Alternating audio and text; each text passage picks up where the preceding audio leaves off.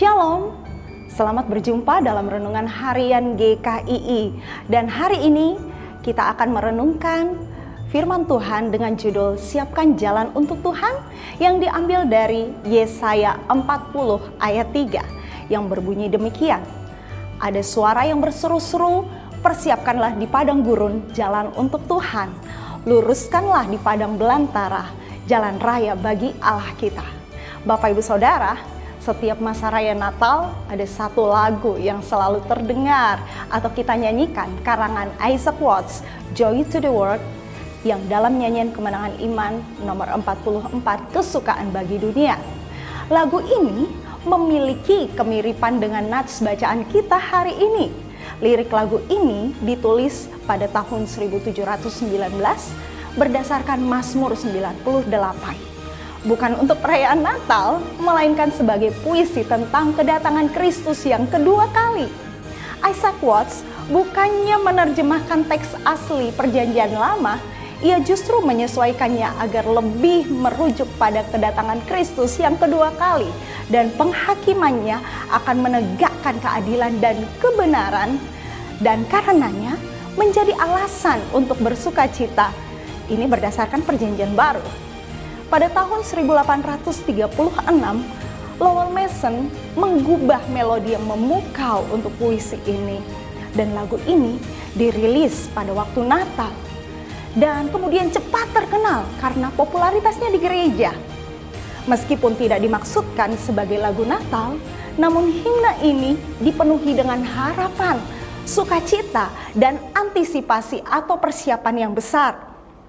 Yesaya 40 hingga 66 adalah nubuat-nubuat mengenai Mesias yang akan datang dan kerajaannya di bumi kelak, yang memberikan pengharapan, penghiburan kepada umat Allah selama mereka tertawan di Babel 150 tahun sesudah zaman Yesaya. Yesaya 40 ayat 3 sendiri mengacu pada suara seruan untuk mempersiapkan kedatangan Tuhan dengan membersihkan jalan dari rintangan, seperti yang dilakukan oleh Yohanes Pembaptis, yang menyerukan pertobatan untuk mempersiapkan kedatangan Yesus Kristus. Seruan persiapkanlah jalan untuk Tuhan menggambarkan kebiasaan zaman dulu. Ketika seorang raja hendak datang, rakyat akan membersihkan dan meluruskan jalan baginya. Yesus datang pertama kali bukan sebagai raja dengan kekuatan, tetapi sebagai juru selamat yang lembut, membawa kasih karunia dan pengampunan. Jalan yang harus disiapkan bukanlah jalan fisik, melainkan hati yang mau bertobat dan menerima kasih Allah. Namun, firman Tuhan ini juga berbicara secara profetik tentang kedatangan Kristus yang kedua kali, ketika ia akan datang sebagai raja yang mulia untuk menghakimi dunia.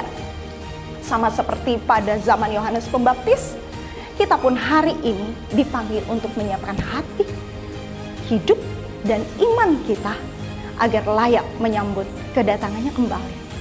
Bagaimana menyiapkan jalan untuk Tuhan dalam kehidupan kita saat ini? Yang pertama, bertobat dan perbaharui hati, menyingkirkan dosa dan kesombongan yang menjadi penghalang kita berkenan di hadapan Allah setiap hari. Lukas 3 ayat 3-4. Yang kedua, hidup dalam ketaatan pada Allah dan firman-Nya, serta kasih dan kepedulian akan sesama, sebab jalan Tuhan adalah jalan kasih dan kebenaran. Mazmur 25 ayat 10. Dan yang ketiga, menjadi saksi Kristus di tengah dunia dengan membawa kabar pengharapan dan damai sejahtera kepada sesama. Jadi, setiap kali kita mengampuni, melayani dengan rendah hati, dan hidup dalam kesetiaan, serta tidak mementingkan diri, kita sedang mempersiapkan jalan bagi Tuhan. Bapak Ibu Saudara, dalam masa raya Natal, apa yang menjadi fokus kita? Apakah kesibukan dan selebrasi? Ataukah perenungan, introspeksi yang membuat kita semakin mengasihi Allah dan bersyukur untuk segala kemurahannya? Mari menjadi suara di padang gurun zaman ini dengan membawa terang, pengharapan, dan kebenaran Kristus di tengah dunia yang semakin gelap. Bukan hanya dengan nyanyian, tetapi dengan hidup yang dijamah, diperbaharui, dan dipakai oleh Tuhan. Baik itu dalam lingkup sekolah atau pendidikan, keluarga, pekerjaan, dan pelayanan.